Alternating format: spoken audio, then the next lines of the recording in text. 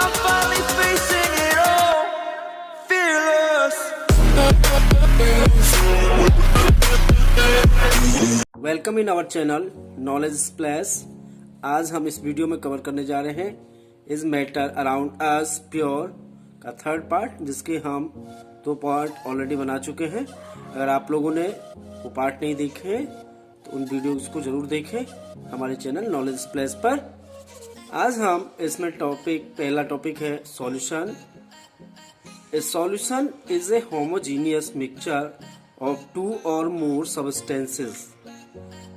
तो सॉल्यूशन एक homogeneous mixture है जिसे हम सॉल्यूशन विलियन कहते हैं हिंदी में, और इसमें 2 or more 2 या 2 से ज्यादा सब्सटेंस को जब मिक्स करते हैं और वो मिक्सचर होमोजीनियस होता है, यानी कि उसमें जो कंपोनेंट्स हैं वो दिखाई नहीं देंगे।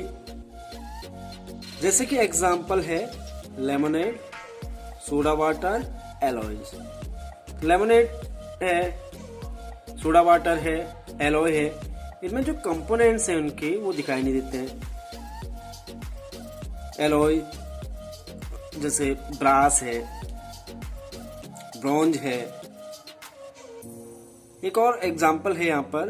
तो कैसे ये सॉल्यूशन तैयार होता है, सॉल्यूशन के जो पार्ट है वो देखते हैं। सॉल्यूट को जब हम किसी सॉल्वेंट में डिसॉल्व करते हैं तो द सॉल्यूशन बनता है, यानी कि solute is the substance which dissolved in solvent.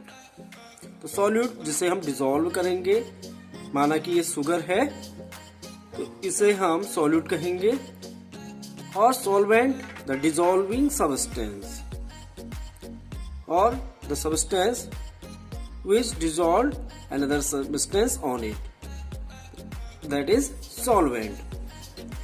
यहाँ पर वाटर सॉल्वेंट है और इन दोनों से मिलकर के शुगर सॉल्यूशन बना। तो इस तरह से सॉल्यूशन का फॉर्मेशन होता। तो सॉल्यूट कम मात्रा में होगा, सॉल्वेंट ज्यादा मात्रा में होगा, क्योंकि ये सॉल्यूट उसको सॉल्वेंट में मिल जाएगा, सॉल्वेंट उसे डिसॉल्व करेगा, तो शुगर सॉल्यूशन क्रिएट होगा। तो यहाँ पर हमने देखा इसके और भी बहुत सारे सॉल्यूशन के एग्जाम्पल हैं। एयर है और बहुत सारे और एग्जाम्पल आप देख सकते हैं इनके। अब हम देखते हैं प्रॉपर्टीज ऑफ सॉल्यूशन। सॉल्यूशन के आखिर क्या क्या खासियत है वो चीज हम देखेंगे। पहली बात तो सॉल्यूशन एक होमोजीनियस मिक्सचर है, उसके पार्टिकल्स मिक्सअप रहते हैं, कंप्लीटली मिक्स रहते हैं, और उन्हें हम अलग नहीं कर सकते हैं, देख नहीं सकते हैं।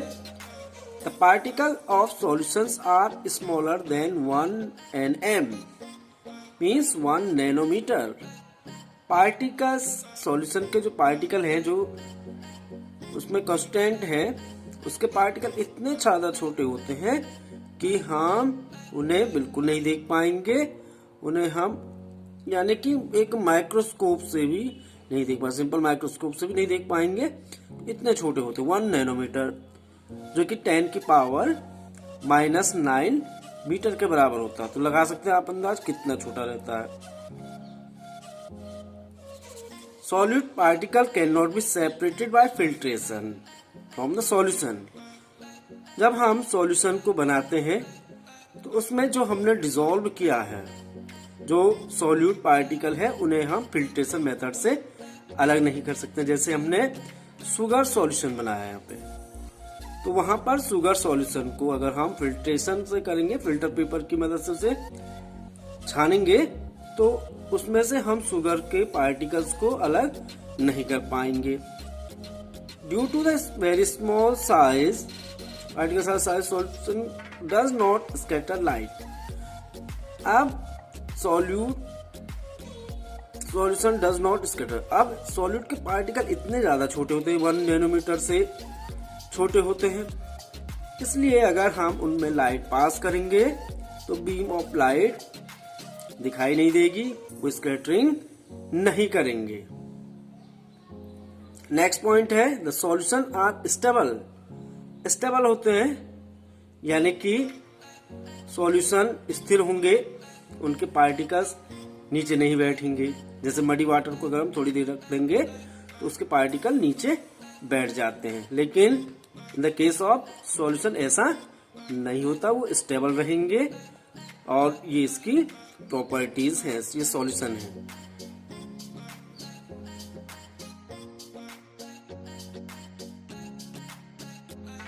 अगला टॉपिक है concentration of a solution. Concentration means होता है सांद्रता। सॉल्यूशन कितना गाढ़ा है, कितना पतला है, उसको हम कंसंट्रेशन कहेंगे। The concentration of A solution is the amount of solute present in a given quantity of the solution.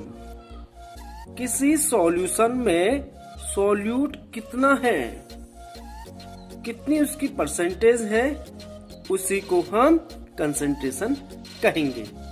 जैसे कि हम पानी में थोड़ा सा 1 चम्मच मिला देंगे चीनी, तो उसमें चीनी की मात्रा कम रहेगी।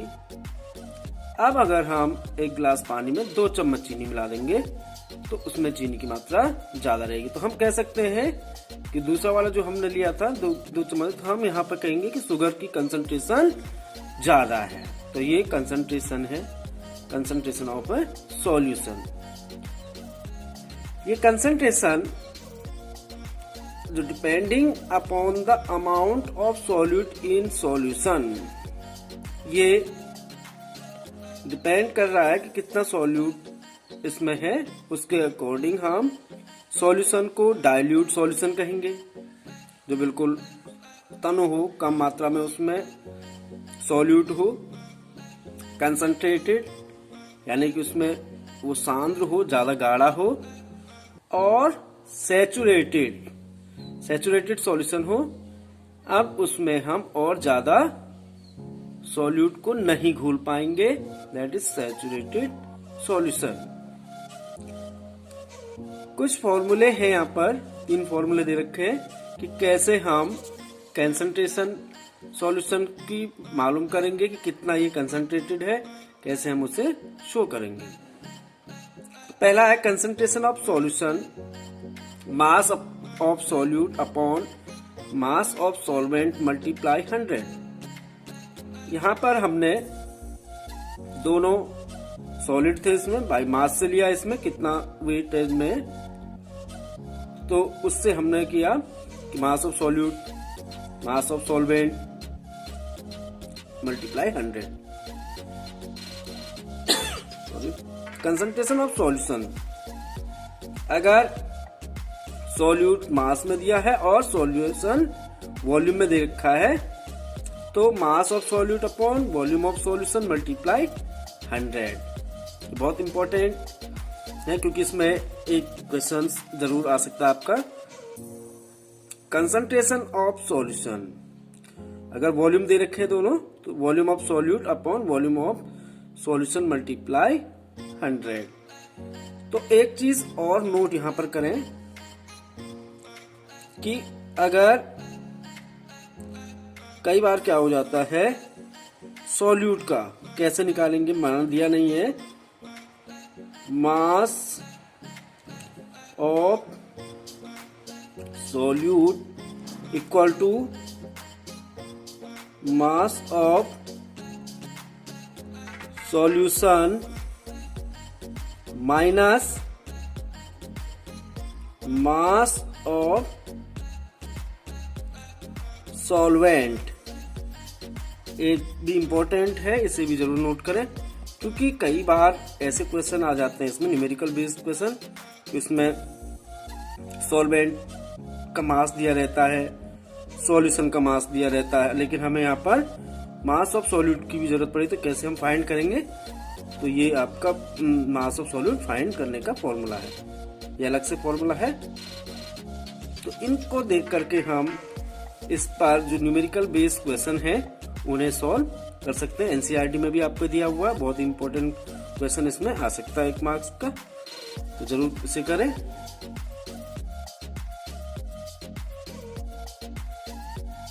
नेक्स्ट है सैचुरेटेड सॉल्यूशन, जिसे हम संतृप्त विलयन भी कहेंगे, हिंदी में से संतृप्त विलयन कहेंगे। नाम ही संतृप्त है यानी कि तृप्त है, यानी पेट भरा हुआ है। तो देखेंगे इसमें डिफाइन क्या है। A solution in which no more solute can be dissolve at temperature is called saturated solution. तो ए सॉल्यूशन जिसमें हम और ज्यादा सॉल्यूट को अब डिसॉल्व नहीं कर सकते हैं, अब उसका पेट भर चुका है, अब उसे हम और ज्यादा सॉल्यूट नहीं दे पाएंगे, वो सैचुरेटेड सॉल्यूशन होगा। अब इसमें ध्यान देने की बात है एट टेम्परेचर, इसमें क्योंकि ये सैचुरेटेड सॉल्यूशन अलग अलग टेम्परेचर पर, अगर टेम्परेचर में हम इसे थोड़ा सा चेंजिंग कर लेंगे तो ये सैचुरेटेड न रहता है। टेम्परेचर का बहुत प्रभाव पड़ता है इसमें, और इस तरह से हम सैचुरेटेड सॉल्यूशन को समझते हैं। दूसरा है अनसैचुरेटेड सॉल्यूशन। तो सैचुरेटेड का जस्ट अपोजिट है unsaturated solution. A solution in which more amount of solute can be dissolve without changing its temperature. अब हम बात करते हैं वो टेम्परेचर सॉल्यूशन जिसमें हम और ज्यादा सॉल्यूट को डिसॉल्व कर सकते हैं। अगर बगैर टेम्परेचर चेंज करे भी हम और उसमें बोल सकते हैं तो उसे हम कहेंगे अनसैचुरेटेड सॉल्यूशन। यानी कि अनसैचुरेटेड मीन्स अभी वो सैचुरेट नहीं हुआ, उसका पेट भरा नहीं है, उसे हम और सॉल्यूट दे सकते हैं। तो ये सैचुरेटेड और अनसैचुरेटेड था, और टेम्परेचर पर गिवन टेम्परेचर होता है सैचुरेटेड, क्योंकि टेम्परेचर बढ़ाने पर हम एक सैचुरेटेड को अनसैचुरेटेड में कन्वर्ट कर सकते हैं। जैसे कि एक सैचुरेटेड सॉल्यूशन है और उसमें अब हम ज्यादा चीनी नहीं घोल सकते हैं, लेकिन हम उसे थोड़ा सा हीट कर लेंगे तो वो और ज्यादा उसमें हम चीनी को घोल सकते हैं, वो अनसैचुरेटेड बन जाएगा। अब है सॉल्युबिलिटी। सॉल्युबिलिटी की बात करते हैं हम, कितना अमाउंट, अब एक ग्लास है, एक ग्लास में क्या हम एक बोरी चीनी घोल सकते हैं? आंसर आएगा नहीं, क्योंकि भाई एक ग्लास में हम एक बोरी चीनी नहीं घोल पाएंगे। भाई एक चम्मच ट्राई करेंगे हम, कितने, एक चम्मच, 2 चम्मच, 3 चम्मच, इस तरह से घोलते जाएंगे। तो एक मैक्सिमम अमाउंट ऑफ सॉल्यूट, एक ऐसा मैक्सिमम पॉइंट आएगा जहां पर वो चीनी घुलना या नमक घुलना पानी में बंद हो जाएगा, तो वही उसकी सॉल्युबिलिटी कहलाएगी, और वो टेम्परेचर पर, गिवन टेम्परेचर पर रहेगा, क्योंकि टेम्परेचर के अकॉर्डिंग हम सॉल्युबिलिटी अलग अलग हो सकती है। तो the maximum amount of solute can be dissolved in 100 grams of solvent at given temperature is known as the solubility of solute at that temperature। तो मैक्सिमम अमाउंट सॉल्यूट का जो कि हम 100 ग्राम सॉल्वेंट में किसी गिवन टेम्परेचर, कोई temperature दिया है, माना 20 डिग्री 30 डिग्री उस पर दिया है, तो जितना ज्यादा हम घोल सकेंगे उसमें मैक्सिमम, जब तक वो सैचुरेटेड सॉल्यूशन बन जाए तो वो उसकी सॉल्युबिलिटी कहलाएगी। एग्जांपल है जैसे solubility of common salt is 36 gram at 20 degree Celsius. तो ज्यादा ऐसा नहीं कि हम नमक को पूरा ही पैकेट हम एक गिलास पानी में घोल लेंगे, नहीं। तो सॉल्युबिलिटी यानी कि 36 ग्राम, अगर 100 ग्राम है तो 100 ग्राम में हम 36 ग्राम चीनी, साल्ट को घोल सकते हैं, वो भी 20 डिग्री सेल्सियस पर। और टेम्परेचर बढ़ जाएगा तो हम और ज्यादा उसकी सॉल्युबिलिटी बढ़ जाती है। तो ये सॉल्युबिलिटी वाला पोर्शन था। तो ये सॉल्युबिलिटी। अब वाटर है, वाटर आप बहुत सारे एग्जांपल दिए हमने। तो वाटर एक यूनिवर्सल सॉल्वेंट है, क्योंकि ये वाटर बहुत सारी चीजों को डिसॉल्व कर सकता है।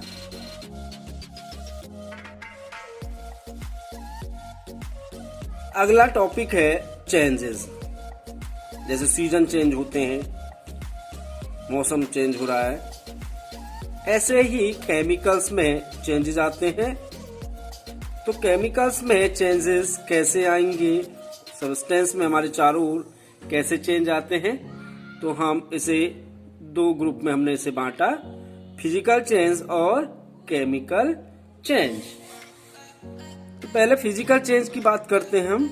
The type of changes in which no new substances are formed are known as physical changes.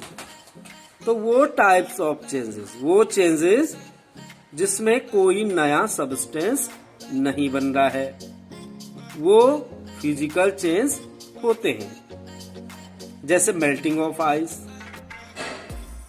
हम फ्रिज में बर्फ रख देते हैं,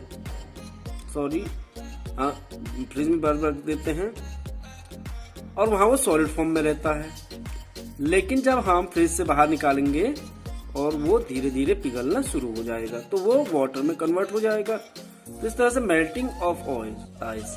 अब उस पानी को, जो पानी बना है, उसे फिर से फ्रीजर में रख देंगे, वो फिर से आइस में कन्वर्ट हो जाएगा। तो ये फिजिकल चेंज है। उसकी केवल स्टेट चेंज हुई, वो सॉलिड से लिक्विड, लिक्विड से सॉलिड में कन्वर्ट हो रहा है, लेकिन उसकी जो केमिकल कंपोजिशन है वो सेम रही, वहां पर फिजिकल चेंज होगा। जैसे हमने एक एग्जांपल दिया, वेटिंग ऑफ क्लोथ्स। कपड़े हैं, गीले हैं और फिर हम उन्हें सुखा देंगे, सूख जाएंगे, फिर पानी में डाल देंगे, वो गीले हो जाएंगे। तो वेटिंग ऑफ क्लोथ्स भी फिजिकल चेंज होता है। तो बहुत सारे एग्जांपल आप सोच सकते हैं कि कौन कौन से फिजिकल चेंज है। दूसरे चेंज है केमिकल चेंज। नाम ही केमिकल चेंज है, यानी कि भौतिक परिवर्तन और रासायनिक परिवर्तन। The type of changes in which new substances are formed. तो यहाँ पर न्यू सब्सटेंस फॉर्म हो रहा है, that are called chemical change. जैसे कुकिंग ऑफ फूड, खाना पक जाता है और अब दोबारा जो पके हुए खाने से हम कच्चा रॉ मटेरियल दोबारा प्राप्त नहीं कर पाएंगे, सेम वैसा ही उसी कंपोजिशन का प्राप्त नहीं कर पाएंगे। रस्टिंग ऑफ आयरन, आयरन में रस्ट हो जाती है, जंग लग जाती है, लेकिन जब वो रस्टिंग हो जाएगा उसके बाद हम प्योर आयरन प्राप्त नहीं कर पाते हैं। और भी बहुत सारे एग्जाम्पल्स हैं, जैसे हम रेस्पिरेशन करते हैं, तो यानी कि ये केमिकल रिएक्शंस के द्वारा केमिकल चेंज होंगे। तो केमिकल रिएक्शंस के द्वारा होने वाले चेंज हैं। तो फिजिकल और केमिकल चेंज में हमने देखा, फिजिकल चेंज एक टेम्परेरी चेंज है, जबकि केमिकल चेंज एक परमानेंट चेंज है। उसमें अब हम चेंजिंग की संभावना सारी खत्म हो जाती है। New substance are form. Chemical change में इसमें नए सब्सटेंस कोई से नहीं बना। इस तरह से हम डिफरेंस निकाल सकते हैं। और एक इम्पोर्टेंट नोट्स और देखें, कई बार क्या हो जाता है, कुछ ऐसे चेंजेस हैं जिनमें दोनों तरह के चेंज भी देखने को मिल सकता है। जैसे एक एग्जांपल है, during burning of candle both physical and chemical change take place. तो बर्निंग ऑफ कैंडल, जब कैंडल जलता है उस दौरान दोनों टाइप के चेंज होंगे। देख सकते हैं कैसे चेंज हो जाते हैं, लगाओ दिमाग।